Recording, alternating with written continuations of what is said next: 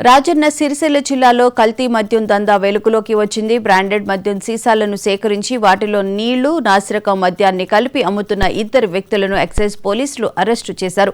6 నెలలుగా ఈ దందా సాగుతున్నట్లు పోలీసులు గుర్తించారు. వేములవాడ మండలం రుద్రవరం గ్రామంలోని నిందితుడి ఇంటిపై దాడి చేసి పెద్ద సంఖ్యలో కల్తీ మద్యం సీసాలను స్వాధీనం చేసుకున్నారు. ప్రజల ఆరోగ్యంతో చెలగాటమాడుతున్న ఈ నిందితులను పోలీసులు రిమాండ్కు తరలించారు. ఇలాంటి కల్తీ మద్యం వల్ల ప్రజల ఆరోగ్యంపై తీవ్ర ప్రభావం పడుతుందని పోలీసులు హెచ్చరించారు.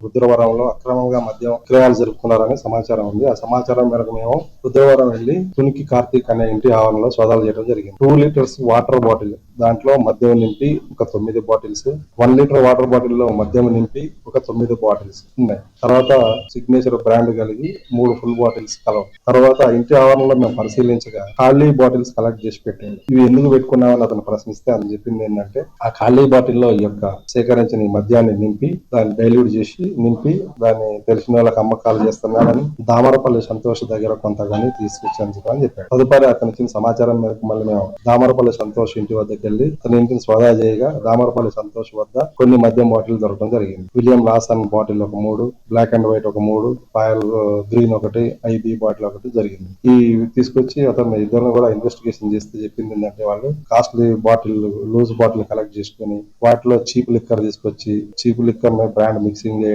తర్వాత వాటర్ మిక్సింగ్ చేయడం చేసి ఇద్దరు కలిసి వీళ్ళు వ్యాపారం చేసుకుని సంపాదించుకొని వాళ్ళు డబ్బులు సంపాదించారు. ఇప్పుడు వీళ్ళ రిమాండ్ ఈ కేసు అయిపోయిన తర్వాత మళ్ళీ ఫర్దర్ గా మేము తరువుగా అన్ని వైన్ షాపులు కూడా చెక్ చేయడం జరుగుతుంది.